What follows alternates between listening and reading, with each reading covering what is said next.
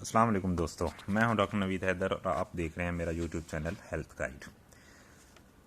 आज की हमारी वीडियो का टॉपिक है top 10 foods to boost immunity. वो कौन सी 10 खुराकें हैं जो हमारी क़ुव्वत मुदाफ़ियत को बहुत ज़्यादा बढ़ाती हैं। वीडियो पे जाने से पहले आप लोगों से दरख्वास्त है कि आप मेरे चैनल को सब्सक्राइब कर लें और बेल आइकन को प्रेस कर लें ताकि आप लोगों को इस तरह की मालूमाती वीडियोस टाइम पे पहुंचती रहें। तो शुरू करते हैं दोस्तों। सबसे पहली जो खुराक है जो हमारे इम्यून सिस्टम को बूस्ट करती है वो है पपीता या पपाया। पपीते के अंदर बहुत ज़्यादा मिकदार में विटामिन सी होता है। जो हम रोज़ाना विटामिन सी हमारी ज़रूरत है उसका 157% विटामिन सी एक पपीते के अंदर है। यानी कि हमारी अगर एक पपीता इस्तेमाल करते हैं तो वो हमारी रोज़ाना की ज़रूरत से भी बहुत ज़्यादा होता है। आप जानते हैं पपीता अमेरिका और मैक्सिको में स्टार्ट हुआ और आहिस्ता आहिस्ता अब पूरी दुनिया में पाया जाता है। पपीते के अंदर एक एंजाइम होता है जिसको पेपेन कहते हैं। पेपेन का काम ये होता है कि ये हम जो गोश्त खाते हैं, गोश्त के अंदर प्रोटीन की ब्रेक डाउन और प्रोटीन की डाइजेशन में मददगार है, तो प्रोटीन को डाइजेस्ट करने में हेल्प करता है। पपीते के अंदर पोटाशियम, विटामिन बी और फोलेट की बहुत ज़्यादा मिकदार पाई जाती है। इनके अलावा पपीते के अंदर बहुत सारे एंटीऑक्सीडेंट्स और विटामिन ए मौजूद होता है। एंटीऑक्सीडेंट्स वो चीज़ें हैं जो हमारे जिस्म के अंदर फ्री रेडिकल जो है, या आप कह लें कि हमारे जिस्म के अंदर जो बुढ़ापे की तब्दीलियां आती हैं या जो मुख्तलिफ खुलिए टूट फूट का शिकार होते हैं, एंटीऑक्सीडेंट्स उनको रोकते हैं, उनकी लाइफ को बढ़ाते हैं और बुढ़ापे की तब्दीलियों को डिले करते हैं। ये सब चीज़ें विटामिन्स, एंटीऑक्सीडेंट्स, पोटाशियम और बाकी सारी चीज़ें मिल के पपीते की अहमियत को बढ़ा देती हैं और ये हमारी क़ुव्वत मुदाफ़ियत को बढ़ाने में बहुत ज़्यादा अहम किरदार अदा करता है। दूसरी खुराक है लहसुन या गार्लिक। आप सब जानते हैं कि लहसुन खानों में फ्लेवर के लिए इस्तेमाल होता रहा है। लहसुन को एक और नाम भी दिया जाता है और वो है इम्यूनिटी बूस्टिंग सुपरस्टार। यानी ये हमारे जो क़ुव्वत मुदाफ़ियत है उसको बढ़ाने में एक सुपरस्टार के तौर पे काम करता है। लहसुन हज़ारों सालों से सेहत के मुख्तलिफ मसाइल के लिए इस्तेमाल होता रहा, ख़ास तौर पे नज़ला, ज़ुकाम, फ्लू, कॉमन कोल्ड और बहुत सी इस तरह की बीमारियाँ। तारीख़ में मिस्र के अंदर लहसुन बतौर करेंसी भी इस्तेमाल होता रहा है। 1 किलोग्राम लहसुन में तकरीबन 5 मिलीग्राम कैल्शियम और 12 मिलीग्राम पोटाशियम और 100 से ज़्यादा सल्फ्यूरिक के मुख्तलिफ कंपाउंड्स होते हैं। ये सारी चीज़ें बैक्टीरिया और मुख्तलिफ़ किस्म के इन्फेक्शंस को ख़त्म करने में मददगार होते हैं। दूसरी जंग अज़ीम में, बल्कि पहली और दूसरी दोनों जंगों में जो फ़ौजी ज़ख्मी होते थे और उनके जो ज़ख़म ख़राब होके काले और डेड होना शुरू हो जाते थे, जिसको हम गैंग्रीन कहते हैं, गैंग्रीन को रोकने के लिए लहसुन का इस्तेमाल होता रहा दोनों जंगों में। इसके अलावा लहसुन ब्लड प्रेशर और कोलेस्ट्रोल को कम करने में हेल्प करता है और बहुत से पैरासाइट्स को मारने में मददगार होता है। सबसे अच्छा जो लहसुन का इस्तेमाल है वो कच्चा इस्तेमाल किया जाए, पकाए बगैर। जिस तरह आप देखते हैं कि चटनी वगैरह बनाने में लहसुन को कूट के इस्तेमाल किया जाता है। तो लहसुन जो है वो हमारे क़ुव्वत मुदाफ़ियत बढ़ाने में और इसके अलावा हमारी ओवरऑल सेहत के लिए बहुत ज़रूरी है। तीसरे नंबर पे है ग्रीन टी। ग्रीन टी एक कंपाउंड है ग्रीन टी के अंदर जिसको हम फ्लेविनॉइड्स कहते हैं। फ्लेविनॉइड्स से भरी हुई है ग्रीन टी। फ्लेविनॉइड एक एंटीऑक्सीडेंट है जो कि बहुत इम्पॉर्टेंट है हमारे जिस्म के अंदर जो बुढ़ापे की तब्दीलियां हैं और जो हार्मफुल रेडिकल रिलीज़ होते हैं उनको ये ग्रीन टी फ्लेविनॉइड्स ख़त्म करते हैं। इसके अलावा ग्रीन टी के अंदर एक और बहुत इम्पॉर्टेंट एंटीऑक्सीडेंट होता है जिसे कहा जाता है एपिगैलोकैटिकिन गैलेट या EGCG। ये हमारे इम्यून सिस्टम को बहुत ज़्यादा इन्हांस करता है, क़ुव्वत मुदाफ़ियत को बहुत ज़्यादा बढ़ाता है और ग्रीन टी बहुत सारी बीमारियों में के इलाज में हमेशा इस्तेमाल होती रही है, इसीलिए ग्रीन टी को बतौर दवाई भी इस्तेमाल किया जाता है। ग्रीन टी के अंदर अमाइनो एसिड एल-थियानीन होता है और ये अमाइनो एसिड भी हमारी क़ुव्वत मदाफ़ियत बढ़ाने में बहुत अहम किरदार अदा करता है। इसके अलावा ग्रीन टी जो है ये यूरिन की प्रोडक्शन में भी रोल अदा करता है। यूरिन की प्रोडक्शन ज़्यादा होती है जिसकी वजह से जो हमारे जिस्म के अंदर फाजिल मवाद है वो जिस्म से बाहर इजीली निकाला जाता है। तो ग्रीन टी भी हमारी सेहत के लिए और हमारी क़ुव्वत मदाफ़ियत के लिए बहुत ज़रूरी है। नेक्स्ट आती है ब्रोकली। ब्रोकली एक सब्ज़ी है, ये विटामिन से और मिनरल्स से भरी हुई है। इसके अंदर vitamin A, vitamin C, vitamin E और बहुत सारे एंटीऑक्सीडेंट्स मौजूद होते हैं। इसके अलावा ये फाइबर्स से भी भरी हुई है। सब्जियों में अगर कहा जाए कि ब्रोकली सबसे हेल्दी सब्ज़ी है तो ये गलत ना होगा। विटामिन सी की बहुत ज़्यादा मिकदार क़ुव्वत मदाफ़ियत को स्ट्रॉन्ग करती है, बढ़ाती है। हाँ, तकरीबन 100 ग्राम ब्रोकली के अंदर 90 मिलीग्राम विटामिन सी होता है। विटामिन सी के अलावा ब्रोकली में बीटा कैरोटीन भी बहुत ज़्यादा होती हैं। बीटा कैरोटीन भी बतौर एंटीऑक्सीडेंट इस्तेमाल होती हैं।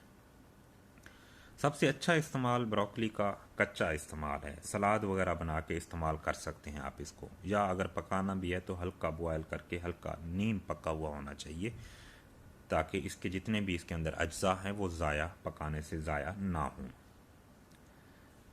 अगली हमारी जो फूड है वो है अदरक या जिंजर। अदरक भी एक ऐसी चीज़ है जो सदियों से लोग मुख्तलिफ बीमारियों के इलाज के लिए इस्तेमाल करते आए हैं। अदरक जो है ये इन्फेक्शंस को, इन्फ्लेमेशन को कम करता है। ख़ास तौर पे गले के इन्फेक्शन जो हैं जैसे सोर थ्रोट है, फ्लू है, नज़ला ज़ुकाम है और इसके अलावा जो हमारे जॉइंट पेन्स हैं, जो जोड़ों के दर्द हैं, सोजिश होती है जोड़ों की, उन सब को ये कम करती है। इसके अलावा अदरक मतली और उल्टी को भी कम करती है। अदरक हमारी क़ुव्वत मदाफ़ियत के निज़ाम को नॉर्मल करता है। ये वह चीज़ है जिसको मैंने इन्हांस का लफ्ज़ नहीं बोला, नॉर्मल करने का बोला है। उसकी वजह यह है कि अगर हमारा जो क़ुव्वत मदाफ़ियत का निज़ाम है अगर ये अंडर एक्टिव हो, मतलब सही काम ना कर रहा हो, तो उसको ये बढ़ा के नॉर्मल करता है। और अगर हमारा क़ुव्वत मदाफ़ियत का निज़ाम नॉर्मल से ज़्यादा काम कर रहा हो, ओवर एक्टिव हो, तो उसको कम करके नॉर्मल पे लेके आता है। तो ये वो वाहिद सब्ज़ी है, खुराक है जो कि हमारे क़ुव्वत मदाफ़ियत के निज़ाम को नॉर्मल करती है। इसके अलावा अदरक कोलेस्ट्रोल लेवल को भी कम करती है।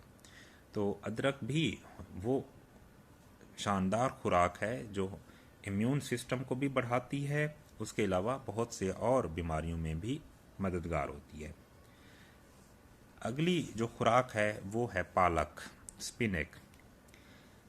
पालक जो है ये हमारे जिस्म के अंदर बहुत सारे इन्फेक्शन को फाइट करने के लिए हमारे क़ुव्वत मदाफ़ियत के निज़ाम को बढ़ाती है। वो इस तरह बढ़ाती है कि पालक के अंदर बहुत ज़्यादा मिकदार में एंटीऑक्सीडेंट्स, विटामिन सी और बीटा कैरोटीन्स होती हैं।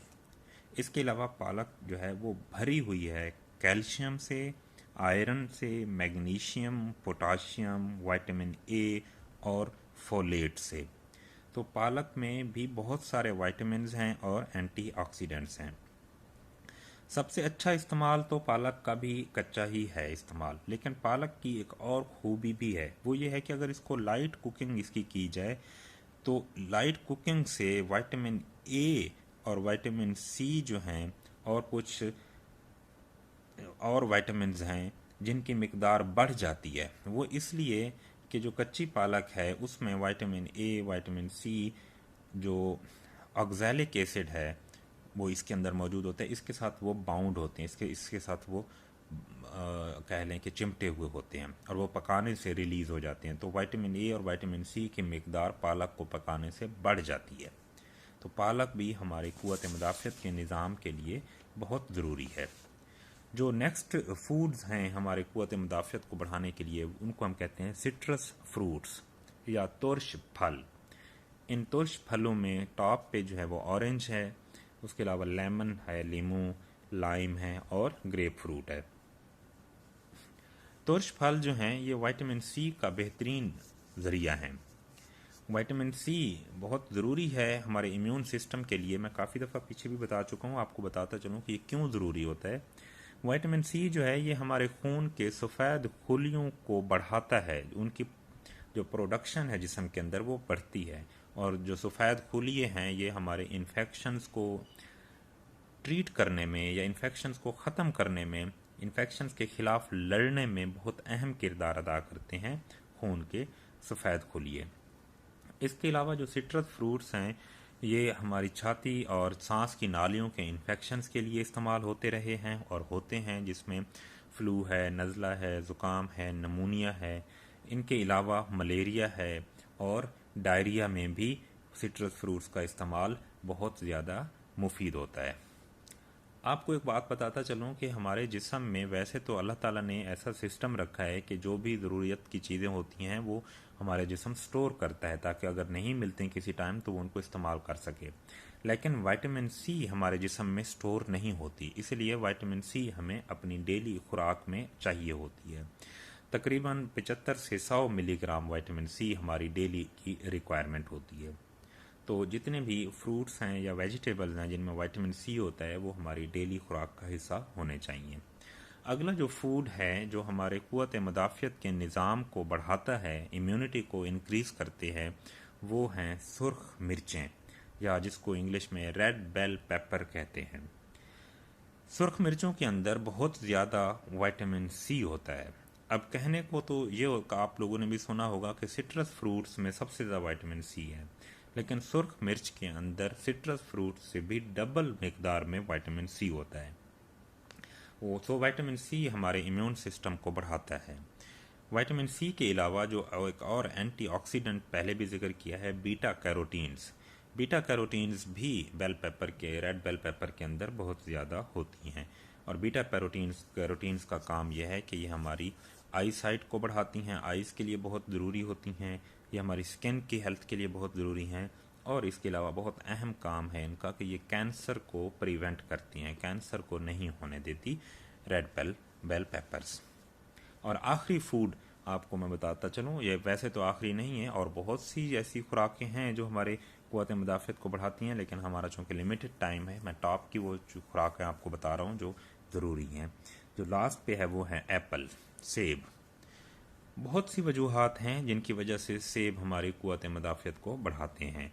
उनमें सबसे पहले जो इम्पॉर्टेंट वजह है वो ये है कि सेब के अंदर बहुत ज़्यादा मिकदार में vitamin A, vitamin C, vitamin E, vitamin B1 और विटामिन B2 होते हैं। ये सारी चीज़ें हमारे जो नॉर्मल क़ुव्वत मुदाफ़ियत का निज़ाम है उसके नॉर्मल काम करने के लिए बहुत ज़रूरी होती हैं। इसके अलावा एक फ़ाइबर है सेब के अंदर मौजूद जिसको पेक्टिन कहा जाता है। ये सॉल्युबल फ़ाइबर है। सॉल्युबल फ़ाइबर का मतलब यह है कि हमारा जो जिस्म है इसको हज़म कर लेता है। ये जो फ़ाइबर है ये प्रोबायोटिक का काम करता है। देखें, प्रोबायोटिक्स वो चीज़ें होती हैं जो हमारी आंतों में मौजूद दोस्त बैक्टीरिया हैं उनकी ग्रोथ को बढ़ाती हैं। दोस्त बैक्टीरिया की ग्रोथ बढ़ेगी तो जो दुश्मन बैक्टीरिया जाएंगे आंतों में उनको वो हमारे दोस्त बैक्टीरिया ख़त्म कर देते हैं। इस तरह से हमारा जो इम्यून सिस्टम है उनको हेल्प करते हैं ये फाइबर्स, इम्यूनिटी हमारी बढ़ाते हैं एप्पल के अंदर मौजूद फाइबर्स। तो ये वो चंद खुराकें हैं जो टॉप की खुराकें हैं जो हमारे इम्यून सिस्टम को इंक्रीज़ करती हैं, हमें सेहतमंद रखती हैं।